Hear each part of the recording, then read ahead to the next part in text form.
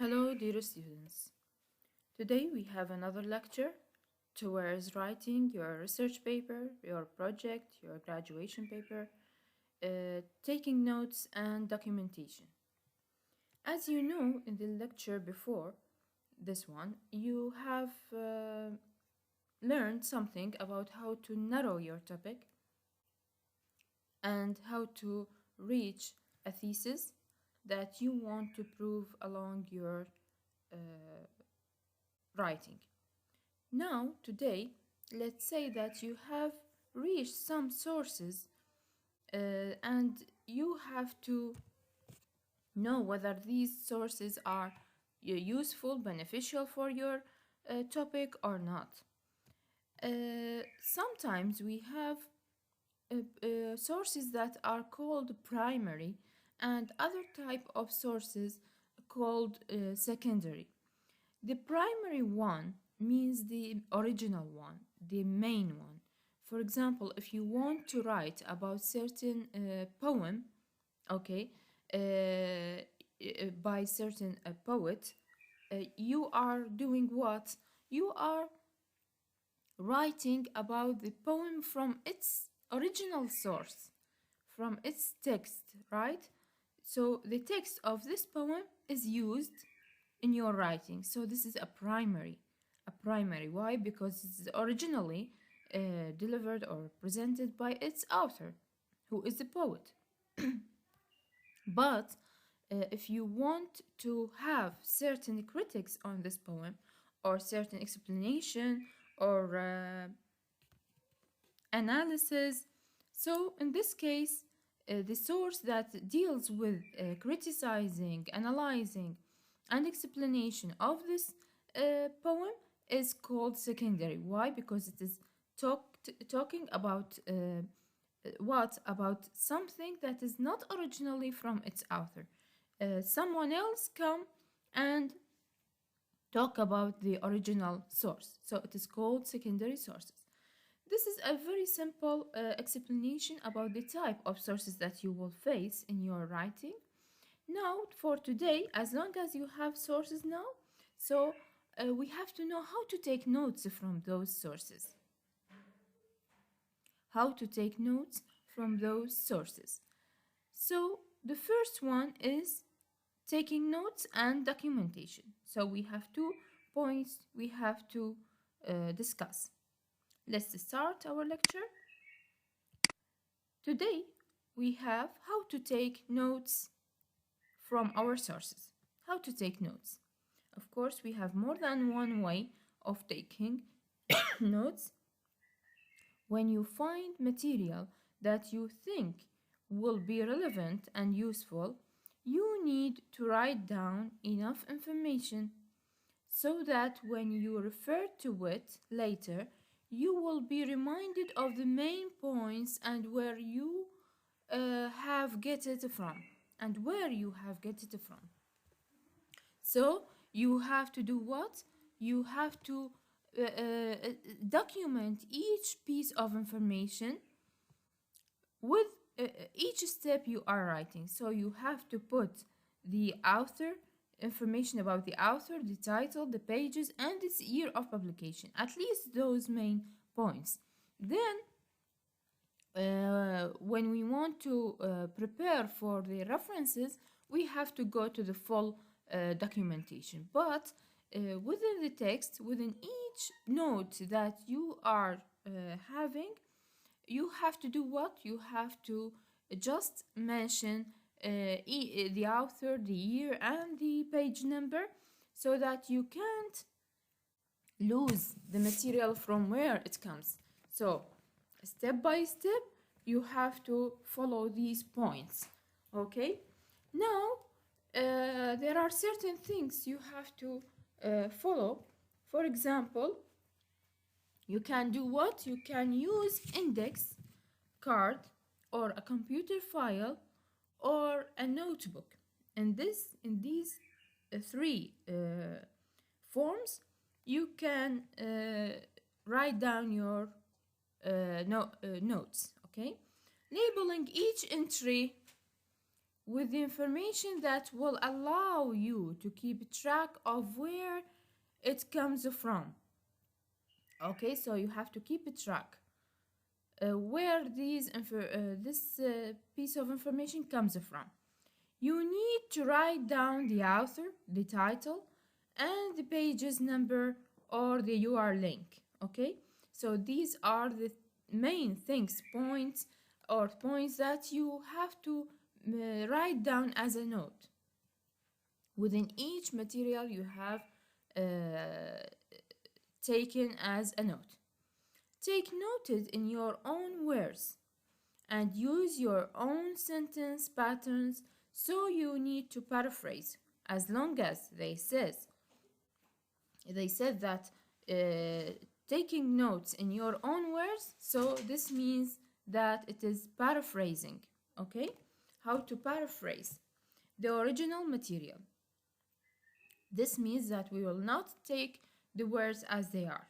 We have to modify the material in our own words, and of course we need documentation and do the needed documentation. So first step is paraphrasing and then document. If you find words that you like to quote, be sure to enclose it in quotation marks to distinguish your sources words from your own. In this way, you avoid making a plagiarism.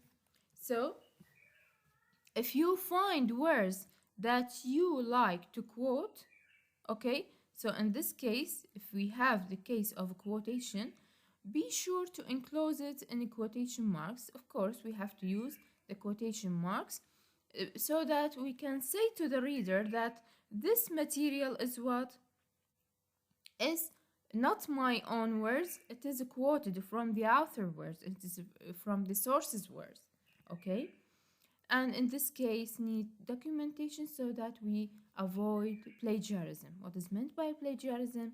Plagiarism is when you are taking ideas, information, text that is not from your own words, not yours, not your ideas, not your text, okay, and without documentation, without saying that this author is this material, sorry, is for this author. Okay, so it is regarded as you, and this is not right. It is called plagiarism, like in Arabic السرقة الأدبية. Okay, label each note with a subject heading. Okay, so within each note you have to do what? You have to label them by heading, by title, by subject, whatever. Okay, now, so we have more than one way of taking notes. Okay, so one of those ways is paraphrasing. Then we have a quotation. Then we have what? We have summarizing. Okay, summarizing. So in this case, we have three ways of taking notes. In what way you are taking notes? In one way, you quote, so you recite the same words of the author. Number two, to paraphrase, to say the same material in your own words and sentence structure. Then you have to summarize, means to shorten a long material into its main points or ideas. So which way I can follow, which method I can follow in taking my notes? Deciding whether to quote, paraphrase, or summarize. Now we go to each point and we'll explain why we are quoting, when we are paraphrasing, and when to summarize. First of all, you need to decide how to use the source you have found.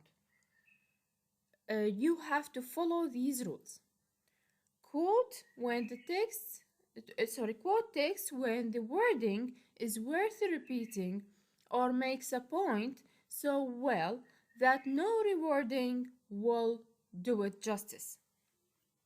So, when we have words that I can't replace it or substitute it with certain words of my own words, it will destroy it, it will spoil its meaning, for example. It is very worthy to be repeated as it is. The author is producing it in a very clear way, so it is not justice to reword it in my own words. In this case, I have to quote. Okay. Number two, when you want to cite the exact words of a non-authority on your topic. So when I want to have the same words of a non-authority, someone very famous, some author is very famous, so that it is very worthy to rewrite his words or her words. Quote, when his or her opinion challenge or disagree with those of others. Okay, so when the opinion of the author is very important and disagree or agree with my points. So it is very important to quote them as they are, because it will be stand as an evidence for my idea. Okay. The last one, quote, when the source is one you want to emphasize the same. Okay, when the source or the wording of the author are very important and I want to emphasize, to focus light on. So in this case, I want to cite them as they are. All of those are about quoting. Now I have to know where to paraphrase and where to summarize. Now, paraphrase when the source is not worth quoting, but contain details you need to include. So, a source that it contains too much details, I don't need its wording, the same words as the author's words, the source's words. I need to include the details only. Okay, so in this case, I have to paraphrase, I have to reword those texts into my own word, into my own sentence structures and patterns. Okay, now summarize longer passages whose main points are important but whose details are not. So, summarize longer passages, right? By the way, when you paraphrase a passage or a paragraph, you have to give a result of paraphrased material within the same length. Okay, but as for summarizing passages, the situation will be different. You are, for example, summarizing a whole page with one line, for example. You are after, in summarizing things, you are after the main points only, the main ideas, okay? Just like the main sentence or main idea that you have extracted from your composition exercises, if I remember that, okay? Now we move to each way of taking notes with details. Quoting. When you quote material that deserve to be copied as it is in your text, you need to distinguish the quoted material from your own by what? By enclosing short quotation in quotation marks and setting off longer quoted material as a block. So, quotation marks are very important to say to the reader that this is not my words, this is the author words, this is the source words, okay? So, if you have a short quotation, you have to put quotation marks, and if you have a block quotation, no need for quotation marks, but there are certain way of writing a block quotation with a certain margin, and you will see.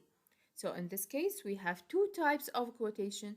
We have short with the quotation marks, and we have longer quotation. It is dealt with as a block. Here we have some examples on those two types.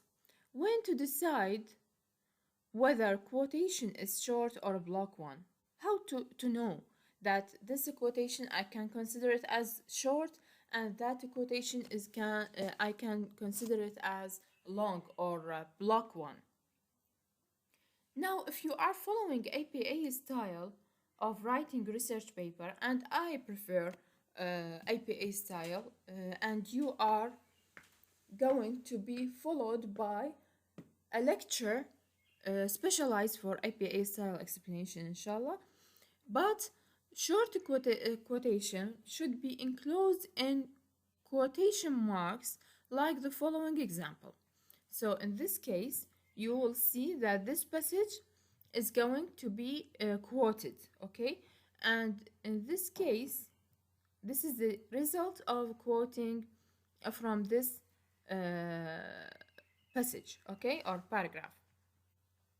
Here, the citizen investor serves his fellow citizens badly by his inclination of withdraw from the community. He tends to serve himself badly as well. He does so by focusing his pursuit of happiness on something that very seldom makes people happy in the way they expect it to do. Okay, now this is a very simple paragraph, and the author or the researcher want to quote from it. If the researcher want to quote these 4 lines, this sample should be considered. So in this paragraph is the quoted material. So it starts from the citizen investor serves and ends in this to it, okay? So in this case there are 4 lines. So why I can't do this or consider this as a block quotation? Why? Can I explain more?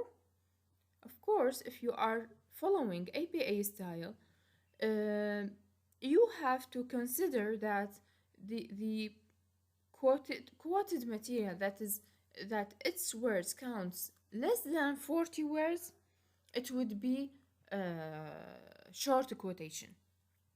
And if it is more than one more than 40 words, it would be a block quotation. So in this case we have the number 40 is the decision, okay? So in this case you can see this one. This is the form of block quotation because it's the number of its words is 40 and more than 40.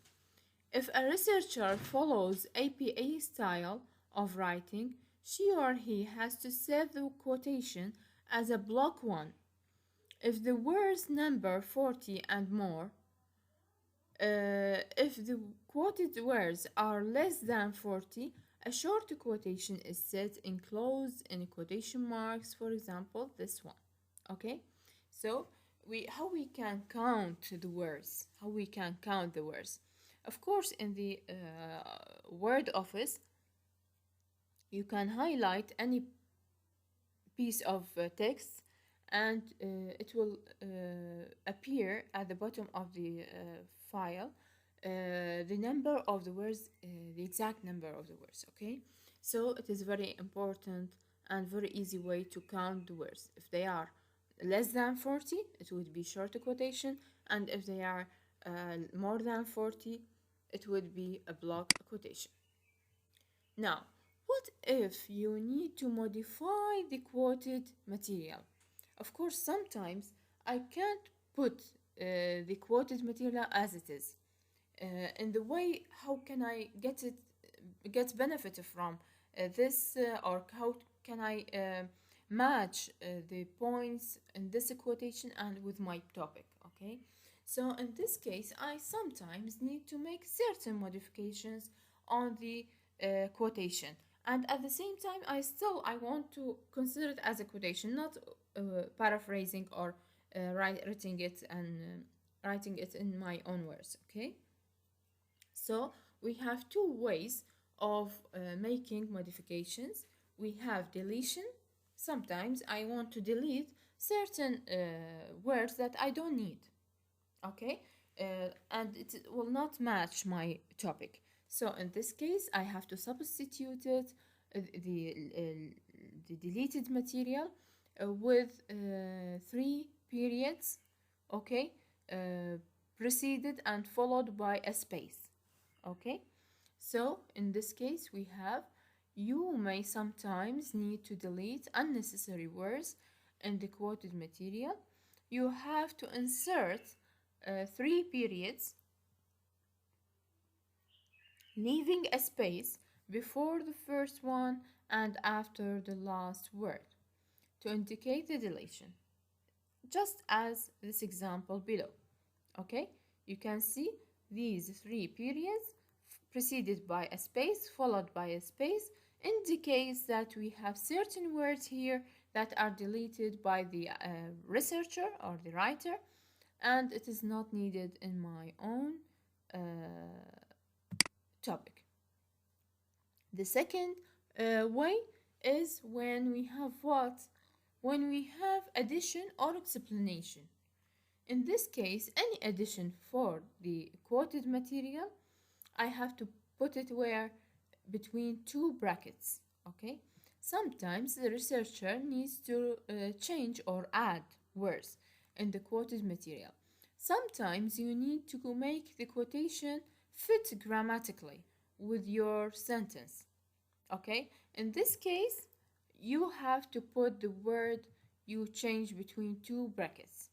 For example, in this case, writing about the dwindling attention among some composition scholar to the end of the quotation.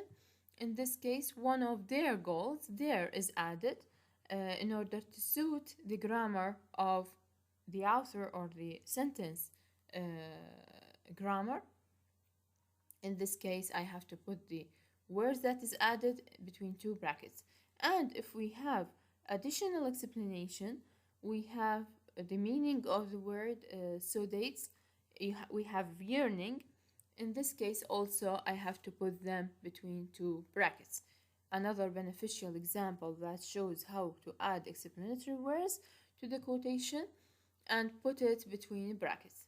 So we have two ways of adding or changing things by putting them between two brackets. Now we move to the punctuation of quotation material, okay, of the quoted material. We have some punctuation marks that we are stand helpless, don't know what to do, whether to include the punctuational mark inside the quotation marks or outside the quotation marks. Okay, so in this case it will be very critical.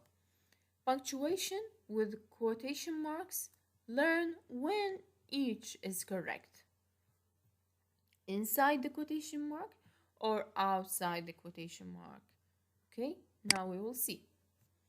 As for the periods and commas, as for short quotation, periods and commas should be put inside the quotation marks. Okay, if we have dot, period, commas, we have to put it inside the quotation mark, except when you have parenthetical citation at the end, you have to put the period after the parenthesis, like this example. Tichy says country music is a crucial and vital part of American identity. Closed quotation marks. In this case, as long as we have parenthetical citation, I have to put the period of the end of the sentence after this parenthesis. Okay, just in case of citation. Now, in B, question marks and exclamation points. In this case, whether to, I don't know, whether to put the question mark inside the quotation marks or outside the quotation marks. We have two cases. You look. These go inside closing quotation marks if they are part of the quoted material, but outside if they are not. So what you can understand in this case, you have to put the question mark inside the quotation marks if the question mark is part of the quoted material. But if the question mark is part of my own words and talking or writing, okay, it would be outside the quoted material. For example, let's start with the first example. Speaking at a 4th of July celebration in 1852, Frederick Douglass asked, what have I or those I presented to do with your national independence? So this quotation mark is this question mark is part of the question, that the question itself is quoted. So in this case, I have to put the question mark inside the quoted quotation marks, okay, or the quoted material. In this case, who can argue with W. Charis Goodman's observation that media images persuade women that thinness, from here we'll start the quotation marks, thinness equals happiness and fulfillment. So, you see, thinness equals happiness and fulfillment is not a question. It is just a material quoted. The question is following what? Following the writer's question. Okay? It belongs to the writer's question. In this case, I have to put the question mark outside the quotation marks or quoted material, because it belongs to what? It belongs to the explanation of the author. It is not part of the quoted material. Okay, in this case, I have to put it outside the quoted material. Now we move to the colons and semicolons. These always go outside the quotation marks. All of those goes outside the quoted material, like this example below.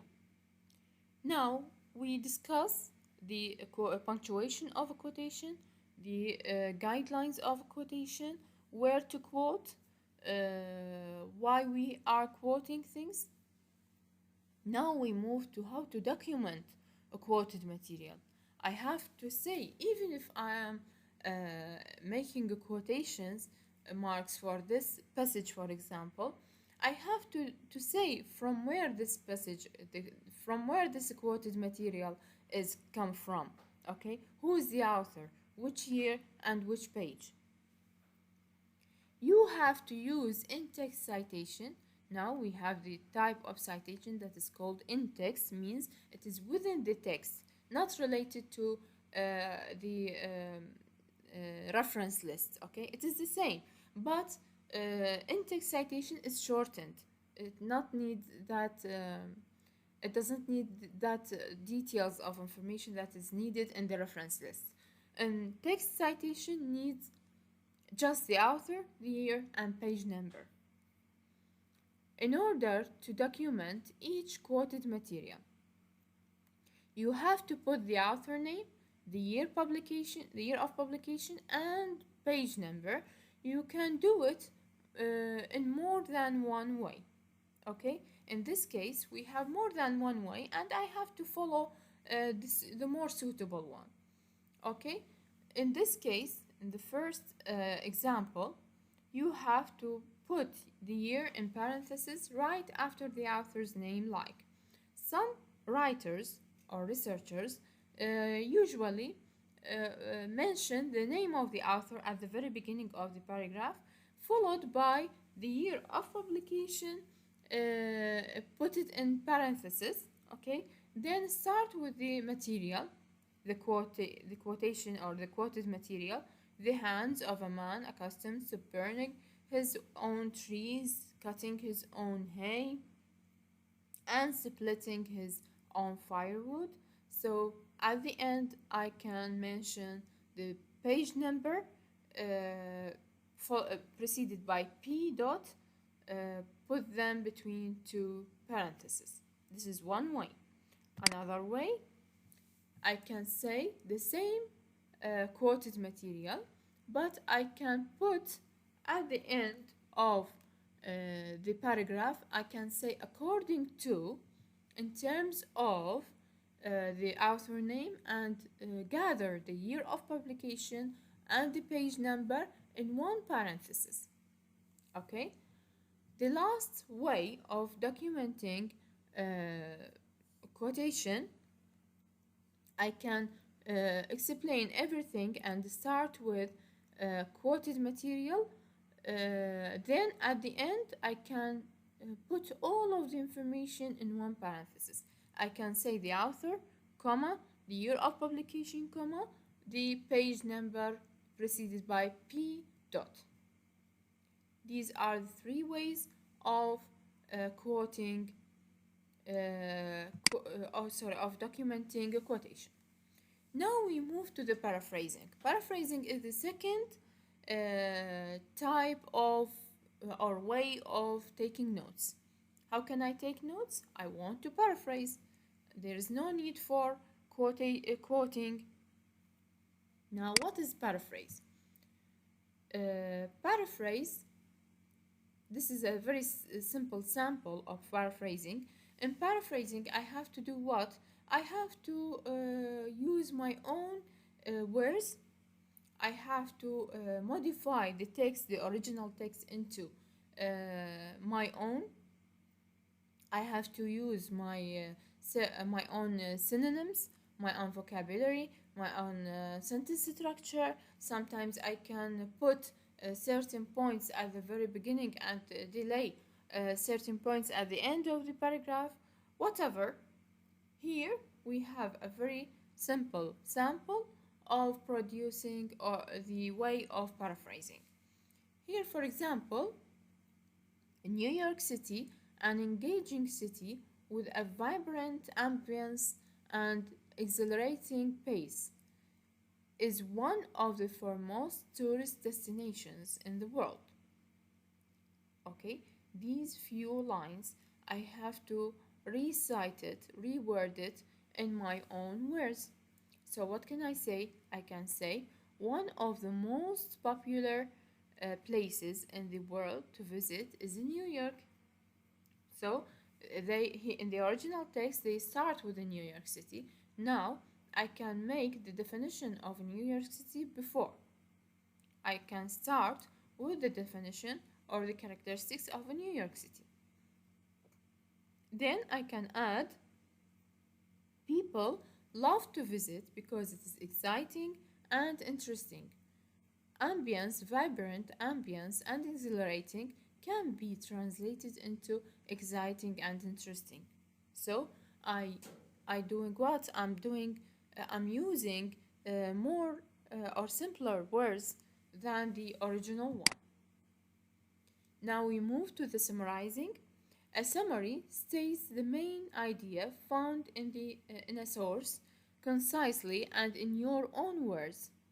Unlike a paraphrase, a summary doesn't present all the details to it, so it is generally as brief as possible.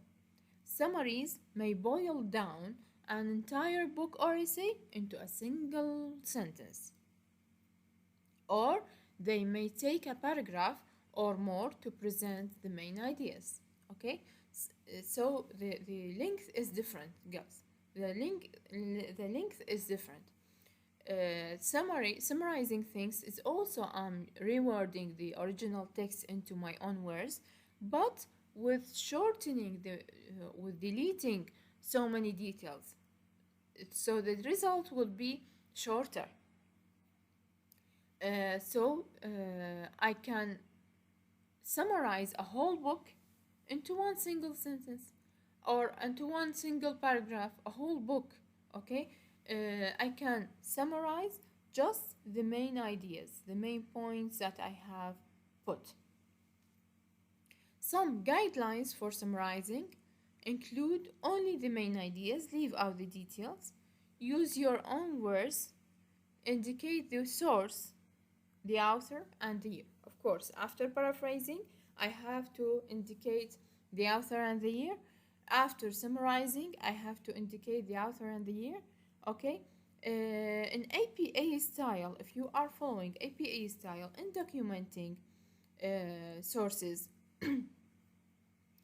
just in a quotation, they need the page number.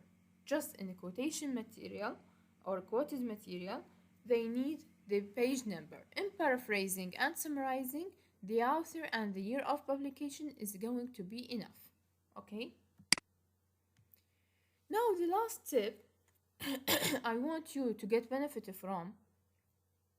There are certain verbs when you are rewording the original material. You are doing what? You are using your own words, right? So when you are using your own words, you need to use certain verbs that they are called signal verbs. They are called signal verbs. Here we have tips for using signal verbs and their tense. And in which tense I can put it? Most of the writers, the researchers, they are very hesitated whether to put the way of writing or the style or the tense of writing in simple present or in the past or in the perfect. So they are hesitated to choose the right or the suitable tense, and they are very limited in their use of verbs. When they say that the author, certain author says so and so, says is repeated so many times, so it is not good for writing a research paper. When you are writing, you will not repeat yourself. You are not allowed to repeat yourself with the same verb from the very beginning of the paper to the end of the paper. So here they give you a table that gives you a very flexibility in choosing the right verb for each. They want you to choose the right verb for each use of it. For example, you need to introduce quotations, paraphrases, and summaries, clearly letting readers know who the author is. You need to use signal verbs to indicate the information and ideas are not yours. Okay? Of course, if you have a saying or a certain point that is explained by certain author, how the reader knows that it is not yours. You have to say someone says كذا. Someone says or comment on certain things. Okay? So here we have a number of verbs. It is called signal verbs that are very beneficial for writing. You can say admit, acknowledge, claim, comment, disagree, concur, agree, argue, confirm, illustrate. Sometimes we have reject, report, deny, declare, insist, no, think, whatever. All of the table explains so many verbs that are called signal verbs. But those signal verbs, when I say this author disagree or agree or observes, what can I say? I can say observe or observes or observed. What is the tense, the suitable tense for those verbs? Here, let me see. The signal verbs tense in terms of APA style of writing. If you are following APA style of writing research paper, you have to use past tense or present perfect tense to introduce sources composed in the past, as in the following. So, APA style try to present our sources, our sources in the past, in two tenses, in the past tense and in the present perfect tense. Let's see this example. Dowdall, Crawford, and Wetzler, 1998, observed that women attending women colleges are so and so. So why they use observed in this way, in this time? Observed because the date is in the past. The date is in the past. So I can say observe now. Okay, so it is somehow from the past. 1998. Okay, so they use the word or the signal verb in the past tense. What about the present tense? APA style requires the present tense in order to discuss results and experiment of an experiment or to explain conclusions that are generally agreed on, like the findings of this study suggest here in the present tense. Why? Because I have findings, I have completed my paper, and I have certain discussions and findings that I want to discuss to the reader. Okay, with the reader. So study this study suggests that excessive drinking has serious consequences and so on. So in the form of APA style, we need what? We need to talk about the authors that are talking about a topic in the past in terms of the date. Okay, I have to say it in the past or present perfect, but of course, present perfect to express the near past. It is not that very old, and the past that it has certain results here in the present. Okay, either to say have observed or observed. And the present tense is used only when you have reached the results, the discussion, the findings, the conclusion, etc. Okay, like the word suggest. Thank you for listening. I wish you all the best in your journey of writing your research paper. Thank you very much.